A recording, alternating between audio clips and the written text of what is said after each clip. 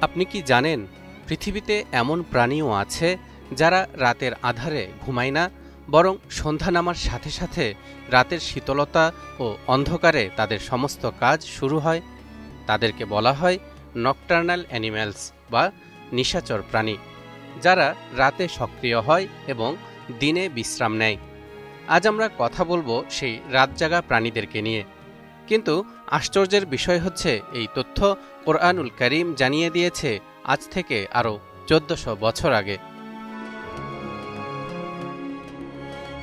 সূরা আনআমের 13 নম্বর আয়াতে ইরশাদ হচ্ছে, ওয়ালাহু মা সাকানা ফিল লাইলি ওয়ান নাহার ওয়া হুয়াস সামিউল আলিম। রাতের অন্ধকারে এবং দিনের আলোয় যা কিছু বসবাস করে ও বিশ্রাম নেয়, সব কিছুই আল্লাহর। তিনি সব কিছুই শোনেন ও জানেন। এই আয়াতে স্পষ্টভাবে বলা হয়েছে, কিছু প্রাণী রাতে বিশ্রাম নেয় এবং কিছু দিনে বিশ্রাম নেয়। অর্থাৎ কোরআন জানিয়ে দিয়েছে, সব প্রাণী দিনের আলোতে সক্রিয় নয়। যারা দিনে বিশ্রাম নেয় তারা রাতের আধারে সক্রিয় হয়। এই সহজ অথচ গভীর তথ্যটি সেই সময়ের মানুষের কাছে অজানা ছিল। তাই তো একটা সময় পর্যন্ত অবিশ্বাসীরা বলতো, কোরআনে ভুল তথ্য দেয়া হয়েছে। সমস্ত প্রাণী দিনে সক্রিয় থাকে এবং রাতে বিশ্রাম নেয়, এর ব্যতিক্রম নেই। কিন্তু আজকের আধুনিক বিজ্ঞানীরা নিশাচর প্রাণীর অস্তিত্ব নিশ্চিত করেছেন।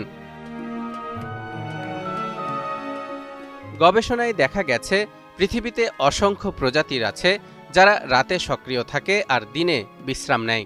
এদেরকে আমরা নিশাচর প্রাণী হিসেবে চিনি।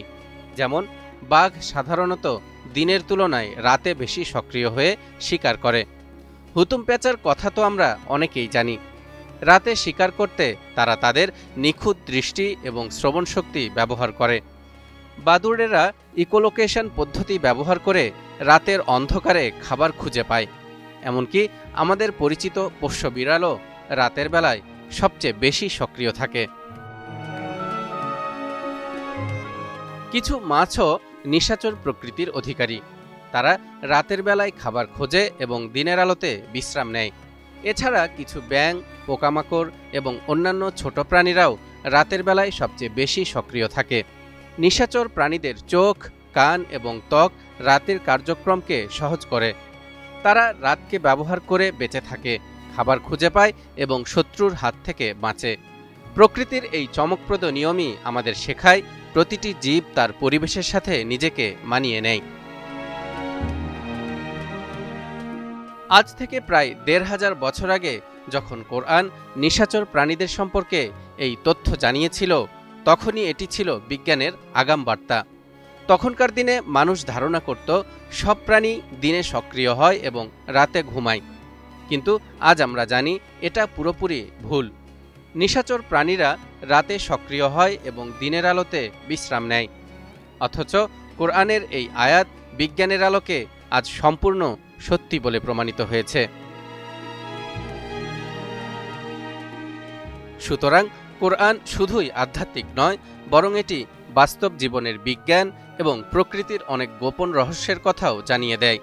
নিশাচর প্রাণীদের উদাহরণ দেখিয়ে দিয়েছে, মহান সৃষ্টিকর্তা সৃষ্টির আদি অন্ত সবকিছুরই খবর রাখেন এবং কোরআনের মাধ্যমে এমন সব তথ্য জানিয়ে রেখেছেন যা 1400 বছর পরে বিজ্ঞানের মাধ্যমে প্রমাণিত হচ্ছে। তালহা ইবনে রেজা, নিউজ 24।